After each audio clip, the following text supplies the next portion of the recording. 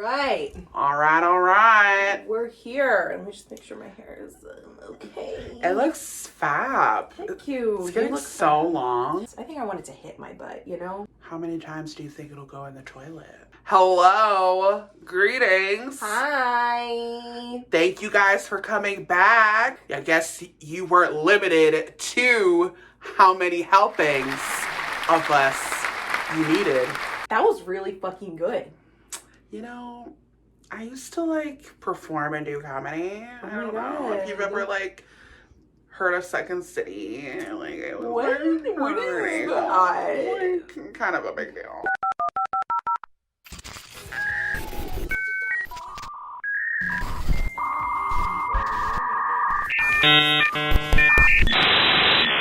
You've got mail.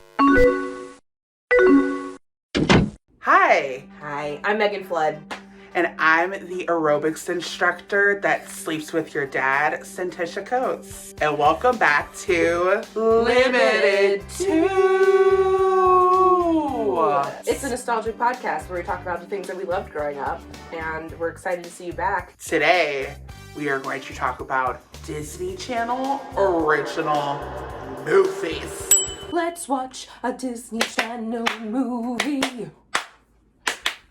And now we're Let's watch A Disney Channel movie. We're doing it. We're drawing the Disney. We did that last episode, I think. We did, and I talked about drawing penises instead. Yes. I used to just draw dicks. Do you think maybe that's what they did though, when they're just sitting on the green screen? I'm sure at least one person, when they were doing those, thought about a dick. Who do you think? I think it was Kyle Massey. I don't know. I think it was Miley. I miss Kyle Massey. He's on TikTok. Kyle, if you're watching, what's good, bro? What's good in the house? What's Corey in the house? I didn't actually watch Corey. Oh, well, I won't tell him that if he's watching this. But I was gonna say, you're totally gonna ruin our relationship with Kyle. Sorry. I'm sorry. I keep fixing my bangs. I just don't want them to look like Justin Bieber bangs. You know what I mean? I mean, it is a nostalgic podcast, so that's the vibe. I also want to look hot. Hello, do you know how many hoes he pulled with those bangs? All right, fair point.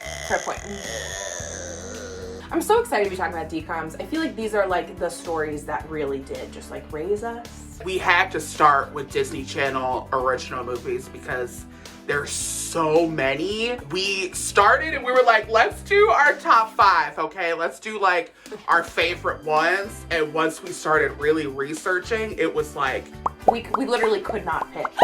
So we've decided to break it down by year. This episode is gonna be about the late 90s stuff. Let's just dive in. Brink. When you woke up today, did you say you were gonna talk or you were gonna skate? Every day I wake up and I ask myself that question before I get out of bed. Are you gonna be fucking lame? Are you gonna brink? I'm literally always trying to brink. What are you doing this weekend? I'm brinking, bro. I'm trying to brink and I'm trying to boink. Brink and boink. I'm brink, she's boink. That's actually very on brand. So we're changing the name of the podcast from Limited 2 to Brink and Boink. Stay tuned. I think the thing I love most about Brink is Erik Von Detten is just it. I still dream about Erik Von Detten kissing my little lipsies. Here and here. Oh. The Brink and the Boink. Erik Von Detten. I have a variety of certain types that I go for romantically. He set the mold for the skater boy that I loved. I mean, there was a period where I hung out at the skate park. We all hung out at the skate park, and I was looking for your brink. I was looking from the brink to my boink. The brink to boink, yeah. Period. It was the hair. It was his gorgeous, beautiful blonde locks. Oh my I mean, oh my god. That is such a 90s haircut too. It is. JTT had that haircut. Oh, JT. Ooh, Gwyneth Paltrow and Brad Pitt at one point. Remember? Leo had that haircut. Boinky me. Boink! Can we add a sound effect to that? Boink! Holy shit. How do you think it holds up? Obviously, looking back, things from our childhood, some things don't hold up as well. There is one line in Brink that is horrible. At the end, Brink has to go up against Gabriella. She's saying something and Val's like, shut up, why don't you go back to Mexico or something? And it's like, ugh. And it was in the movie too, because Brink was like, hey man, don't you fucking say Well, at least he stood up for her. Like, it wasn't like it just blew it off. Right, okay. But honestly, I feel like it holds up because the story itself, and it's all a story about like friendship and just like finding just like the true meaning of support. Yeah. Staying true to yourself and what you love without fucking being a sellout. And standing up for your friends. Yeah. I think it does hold up. Yeah, I do too. It definitely brought back all the feels rewatching it. And even though Val is a total asshole, I still thought he was hot. He just has that asshole face. He just has that asshole face. Like, you really do see him and it's like, I want to punch you on sight. Punch you and then kiss you a little bit. But he did have that Farquaad. Yeah, King Farquaad. And then I saw her face. He had that Farquaad haircut. He did have that Farquaad haircut. Like, he is very reminiscent. All right, and next. on that note, let's talk about the future. Xenon is not a girl of the 20th century. She's very much a girl of the 21st century. Xenon was like the coolest person. I remember like hating her parents. It's like, why do they not understand her? I always think it's so funny that they say they're grounding her. I did not get that as a kid, and when I rewatched it in my adult years that they're like grounding her, I'm like, they're literally sending her down to earth. I wanted something bad to happen to them because she's trying to save them and they're like, oh, you're just being a reckless teenager, you're gonna go to Earth. They're like, I hope that they like sleepwalk into an airlock and someone just pushes that button and sends them flying out into the universe, into the ether. Bye. You know, her best friend, Nebula, who's played by the great, the one and only Raven Simone. Yep, that's me. Raven, if you're listening to this, you inspired all of this weirdness, okay, honey? Yep. She inspired all of this weirdness. Was that good? That was good? So good. That was so good. You gotta get it. Get it. You gotta like feel it from the gut. Do you know that that movie is set in 2049, which is like tomorrow? Do you think we'll be there up in a space station in 2049? Like No. That's where humanity will be? I probably won't be alive. Why? I think I'm gonna get boinked to death. By Erik Von Detten. Fingers crossed. We can't leave out. Zoom, zoom, zoom, and my heart goes boom, boom. Supernova girl. Zetus Lapedus, y'all. Damn, them frosted tips, honey. Oh. Protozoa could, what do we say, bink boink boinky? Boink. Brink boink into my shiny joink. He could boink his way into my universe. He could hit up my dark black hole down there any day. Xenon, honestly, like, does it hold up? I think so. Yeah. We just have some really nice themes of like, you know, growing up in that movie. Standing up for yourself. Yeah. Trusting your gut. I think it holds up. She is the girl of the 21st century. And the costumes in that are just revolutionary. So you can't be mad. We are interplanetary, magastatic, and there's no gravity between us. We're all wearing pink metallic. Did that kind of rhyme? I don't know. We'll play it back and see if it rhyme. You tell us. Leave it in the comments Leave it in the comments if Megan rhyme. Yep. Speaking of rhyming, the 13th year is a dear to my sphere of the rear. What a segue. Did I do that so good or what? The 13th year. I used to love this movie. I used to think he was so hot. So hot. Terrible actor though. Terrible actor. Acting. There's nothing going on between the eyes. Between the eyes, or I guess behind the eyes too. No. It was rough. It was a rough watch as an adult. I don't know if it holds up, honestly. Like, it's fun. It's a good time. But I don't know if I enjoyed it as much as I did growing up. Especially like the way, like, what's the little nerdy kid, Jesse? Jesse. His story is so sad. They're so mean to poor little Jesse. And then Jesse's dad has like this weird like fascination with the mermaids, and it's very creepy. Watch us spill your beans. So we're watching the movie, and there's the point where he is at the water fountain. And this is when he's very much becoming a fish. We know that I said, oh my God, is that Kristen Stewart? Literally, if you look up her IMDb, this is her first credited role as an actor. We literally did lose our shit though. I did. I left the room. I was shook. This is pre-Panic Room. I mean, she was a literal child. Yeah. I don't even know how I picked that up. I saw that little haircut, and I was like, yep. The Erik Von Detten. Yes. Also, David Coulier is the fucking dad. Cut it out. We were like, is that fucking Joey? Who knew? I shook. So the 13th year, just for those little surprises alone, are fun, but compared to the other ones that have so much soul and like meaning, you know, it definitely falls short. I think something that doesn't fall short though is Smart House. If any kid at our age hears the words smart and house together, they immediately start singing Slam Dunk the Funk by Five. Or C'est La Vie by Bewitched. Or C'est La Vie. That movie is just an iconic piece of ass.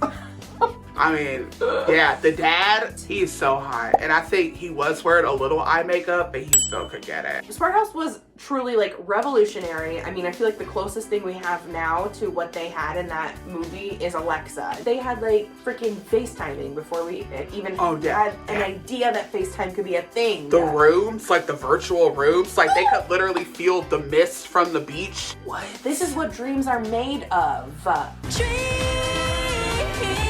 I love Smart House so. I mean, first off, Ryan Merriman. I mean, so freaking hot. Absolutely embodied what a kid in 1999 or 2000 looked like. Hair, the gel, the hard gel. Doesn't even say in the movie like, Gwen's coming. How does my hair look?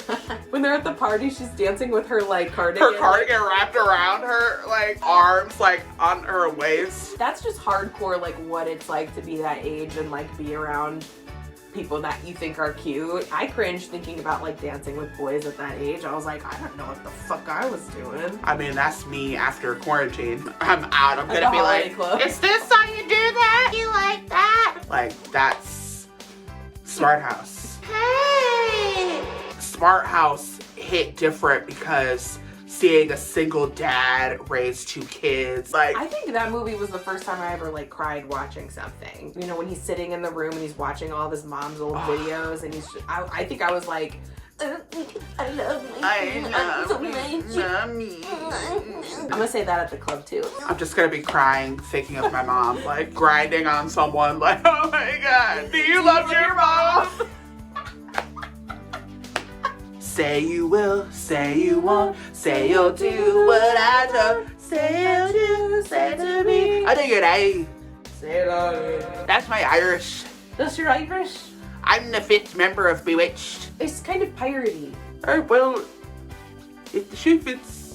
Speaking of Irish, Johnny Tsunami. Give us that segue, Zetus. Johnny Tsunami! The most Irish character.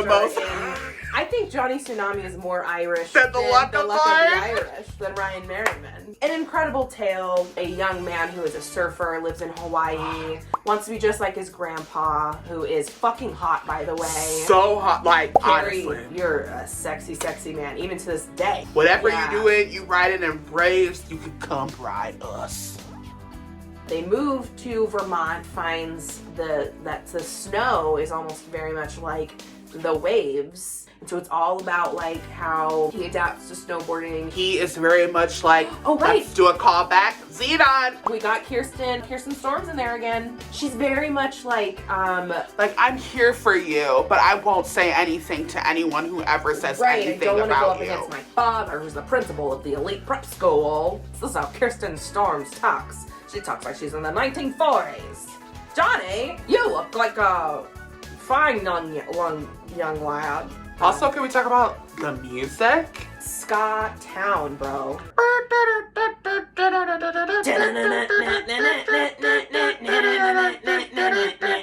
Oh, we were like really... That was like...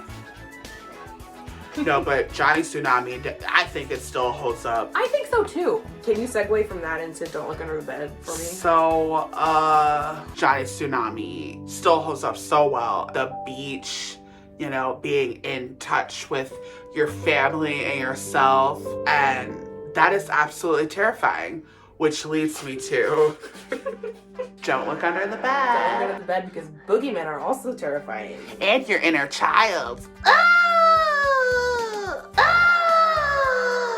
We're just gonna very quickly touch on Don't Look Under the Bed, but it was a terrifying movie. I was so scared of it as a kid, and I was watching it as an adult. I was like, I'm still scared of it now. I was too. Does it still hold up? I'd say it holds up. It holds up. It's fun. It's fun. It's just scary, you know, it's spooky. But you know what? The fingernails that the boogeymen have is actually like very much the trend right now. They're like literally like 4 inches long. The originator of stiletto nails. Don't look under the bed, Disney. Okay. I'm a savage. Yeah. Lana Del Rey could never. Now go from Lana Del Rey into Horse Sense with the Lawrence brothers. Well, Lana Del Rey is using pic art for her new album, and I used to make pic art about the Lawrence brothers. I was a Matthew. Segue. That was actually pretty phenomenal, if I do say so myself. I was more of a Matthew gal. He's still, I mean, all of them, even Joey with his beautiful, perfect eyebrows. Yeah, he could still get it. He still could get it, but Matthew is... Oh my. So he's just sexy, dude. Oh, like, fuck. Ooh. I think I was really into Andy though, because like he just seemed more attainable. But now I think Matthew. There's a scene in Horse Sense where there's a horse that's stuck in the mud, and he's like, I need to get out. so the cousins have to team up, and it's like their bonding moment between the two of them. What I thought of when I was watching that was fucking Homeward Bound. Shadow when he's stuck in the mud pit. Oh, Peter, I missed you so, Peter. Oh, my boy. But I think the story holds up, you know. Yeah. It's a nice, fun little tale. The acting is not bad. No, they actually brought it home in that one. Yeah. So Tish, I have a question. What out of these that we've chatted about, what do you think is your number one? How dare you ask me such a question?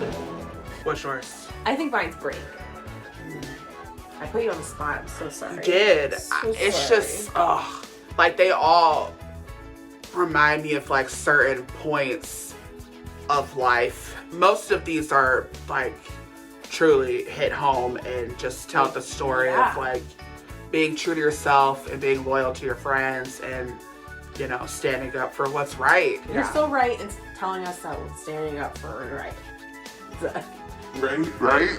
But we really do love you guys. Thank you so much for tuning in. Our next chunk will be the early 2000s Disney Channel original movies. And we want you guys to geek out and reminisce with us. So we have to break them up into sections of time because there's just too much ground to cover. We're gonna switch it up though, so our next one we'll get a little break in between, but we're definitely going in on the Disney and the Nickelodeon too. Yeah. You name it, we're fucking talking about it. And if you are ever interested in telling us what you want to hear, slide into our DMs, give us a little comment. Find us on Instagram at Limited to the Podcast. That's where we'll be putting all of our like updates and everything. I have been Megan Flood. And I have been Ryan Merriman. God damn it, you always keep changing up the names. Okay, if you're Ryan Merriman, can I be the house from Smart House? Yeah, be Pat. No, I just want to be the house, like the building. Okay. She's the foundation of the smart house. Yeah. I want to be the rat from Smart House. That's it.